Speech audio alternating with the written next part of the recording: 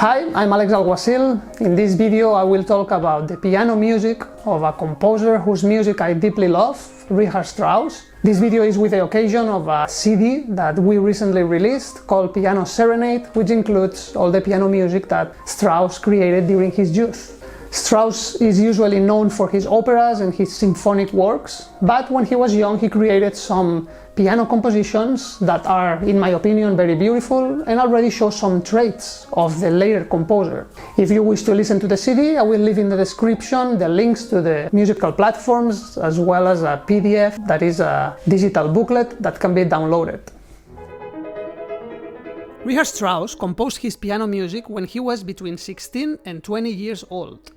Strauss is usually considered the natural successor to Wagner, but his musical education was rather oriented towards composers such as Mendelssohn and Schumann, a fact influenced by his father, a conservative musician who did not tolerate anything after Mendelssohn and, of course, Wagner.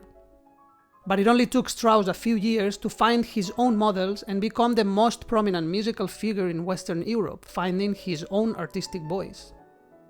Unfortunately, Strauss devoted only a tiny part of his production to the piano. Early works that, like the rest of his compositions from this period, do not display the bold chromatisms or tonal ambiguities typical of the Strauss we are used to. But this should not take away any beauty from these pieces or diminish their honesty and value, a fact sometimes determined by a fierce judgment of the evolution of music history. In addition, some aspects in the works of this period in a subtle way anticipate the later Strauss, something even more perceptible given the homogeneity of language that the composer maintained throughout his life. The pianist Glenn Gould, a supporter of Strauss' work, remarks precisely that although there are pages of Strauss' adolescent works that could have been on a harmonic diagrammatic level composed by Mendelssohn or even Weber, one only needs to listen for a few moments to realize that despite all the influence of the great masters, we are dealing with a completely original technique. This can certainly be applied to his piano pieces, where we can hear Straussian traits and even themes that can be found in some of his later works, which show certain importance of these neglected piano compositions.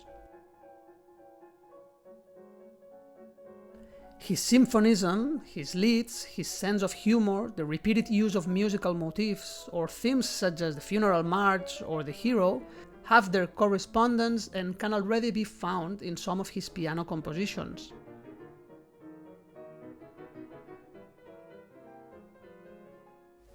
His first piano composition were his 5 piano pieces, Opus 3, a work in which is clear the influence of composers such as Schumann or Mendelssohn, in some occasions Beethoven. This is a group of 5 pieces of different characters. The first one, Andante teneramente, is a melody in the style of Schumann, tender and nostalgic, even reminiscent of a lullaby, but it displays a greater polyphonic density, suggesting a sound closer to the string quartet or even a chamber orchestra.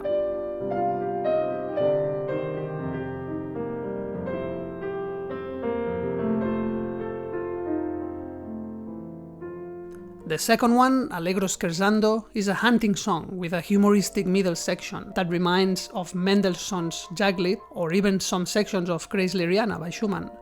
It contains some meter changes that help to emphasize the humor.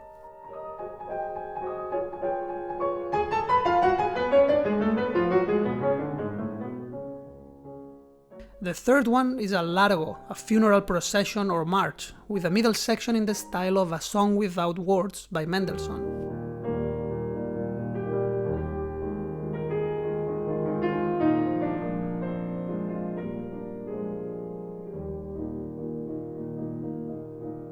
The fourth, Allegro vivace, is another humoristic piece, with graceful, elegant and naughty spirit at the same time.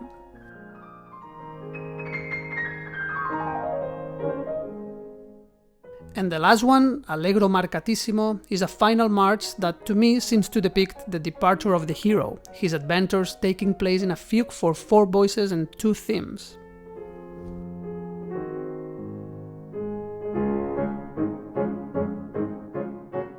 These are 5 piano pieces, apparently separated, but Strauss already shows in a very subtle way hints of his style, especially the way he uses motifs or themes to create some compositional unity, as it happens in this work. Here he uses a theme of 5 notes that gives a very distinctive character to the composition. 5 notes which are 2 ascending notes at a distance of octave and 3 descending notes, which gives it a sort of nostalgic character. This is a theme that will actually evolve during his career, and he will use in a similar way in other of his works, for example in Death in Transfiguration, which is a symphonic poem in which he describes a dying man in his deathbed by the end of his life, and when he remembers the time of his youth, this joyful past, he uses in a similar way this theme, this melodic gesture. So in Death and Transfiguration we have this motif when the dying man is remembering his joyful past, his youth.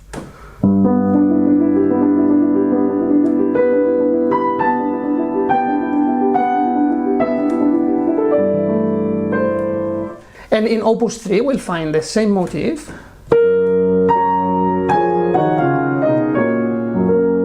The same notes, the same melodic gesture, only in a more heroic manner. And he will use only the first 5 notes of this motif to create this longing motif that we'll find all over the pieces.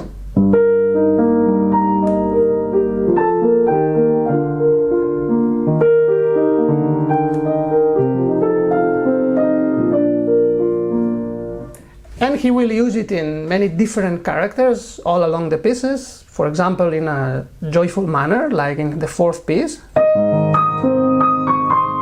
The same melodic gesture, going up an octave and 3 descending notes.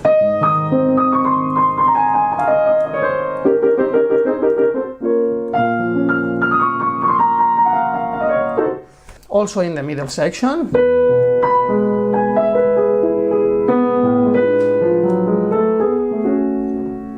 Also we will find it in a funeral manner.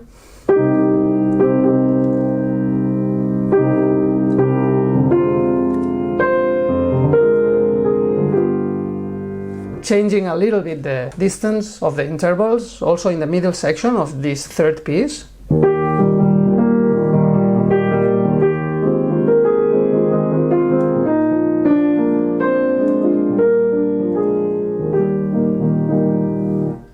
So he will use this motif all along the pieces, giving some sort of compositional unity. And even in the last piece, he will use this motif to develop a fugue.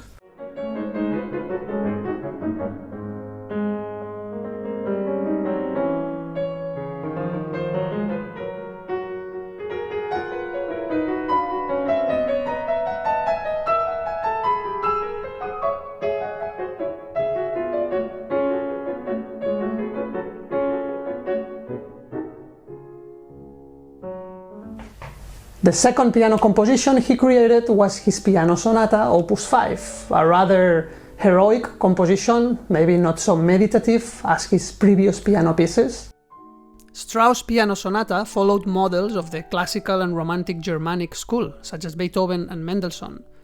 Although these influences might be the cause this piece became neglected over time, on the date of its publication this was not a criticism, but quite the opposite. Its powerful initial impression and its nobility of spirit were praised, as well as the character in search of independence, all emphasized by the young age of the composer. The first movement, Allegro molto appassionato, seems to convey an orchestral sound, with piano textures that resemble it, anticipating perhaps the instrument that Strauss already had in mind.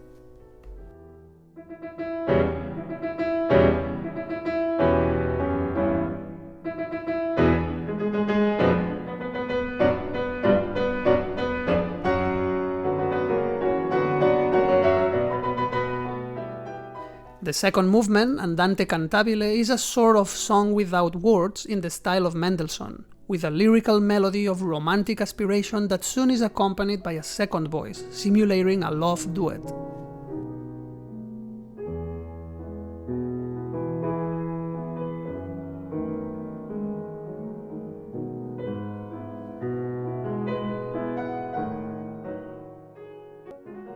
The scherzo of the third movement, a piece that again recalls Mendelssohn, such as his scherzos or his song without words, The Spinning Song, is a humoristic piece that concludes with a horn call and a false ending in the form of a joke.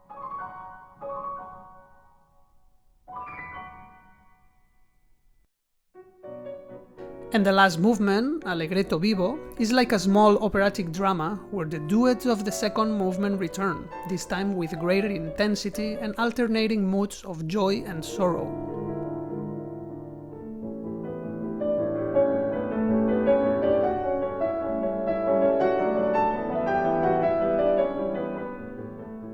To me, the transitions between the different themes, the sections that suggest different scenes, and the several duets, like several characters, give this finale a certain dramatic feeling, somehow anticipating the operatic and theatrical future of the composer.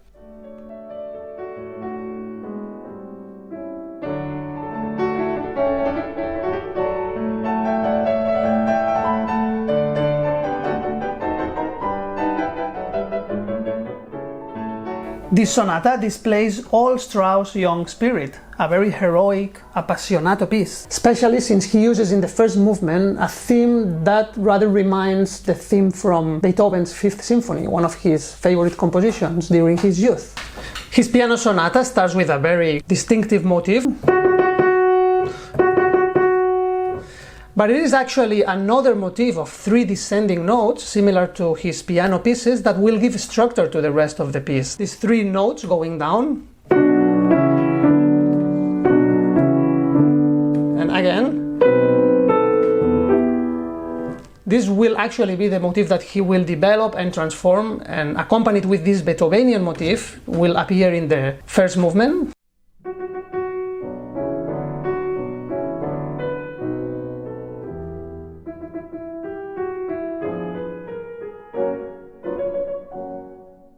And of course in the rest of the movements, like for example in the second movement, giving structure to some melodic gestures. 3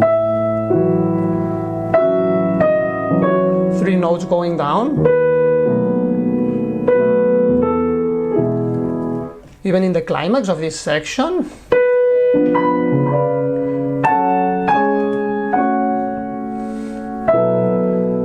And inverting it, going up.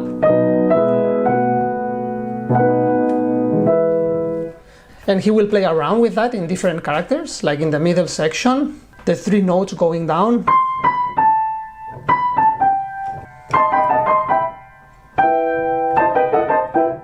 In the third movement, transforming it into a scherzo, the 3 notes going down.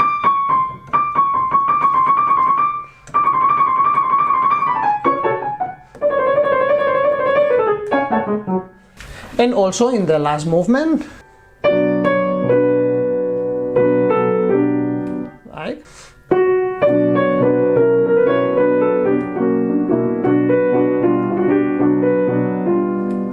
He will use it in different ways, in transitions or playing around with fast notes.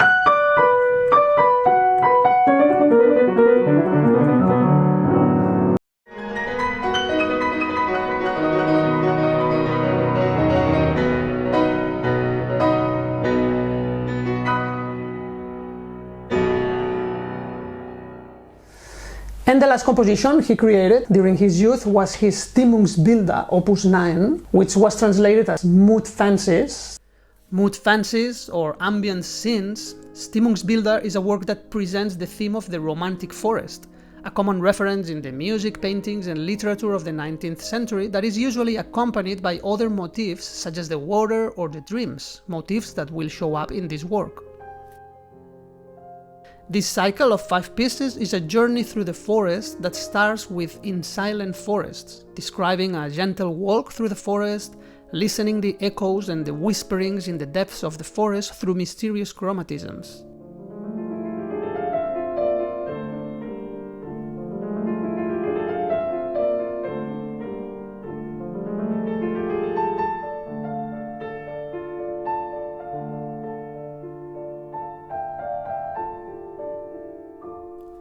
In this walk through the forest, we encounter the next piece, In a Solitary Fountain, a melancholic piece, an accompanied melody that reminds the music of Schubert and that seems to anticipate the successful composer of Lieder that Strauss would become. A piece that has the same calming spirit as some of his later symphonic works.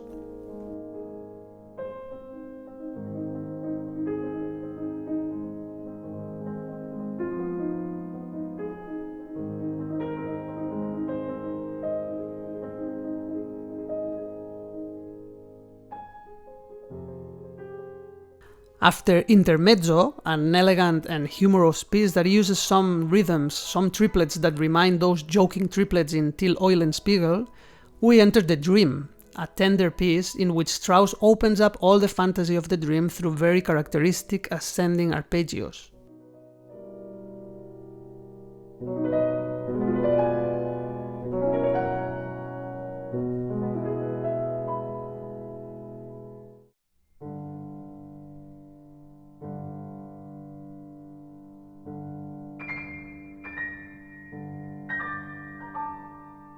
And this journey through the forest ends with the last piece, In the Heath. We are now outside of the forest, in a desolated and funeral landscape represented by these still fifths at the beginning, contrasted by some sort of distant bells or fireflies in the high register of the piano, with a wavy and dark melody in the central register.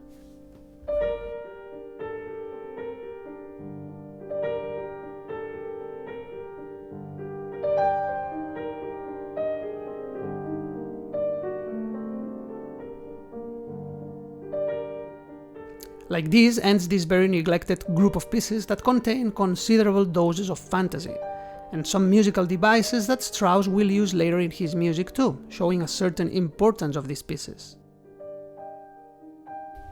After these pieces, Strauss composed for piano only his Burlesque for piano and orchestra, and his also unknown two works for piano left hand and orchestra, opus 73 and 74. Giving way to the orchestra as his main instrument, and he didn't compose for piano solo anymore.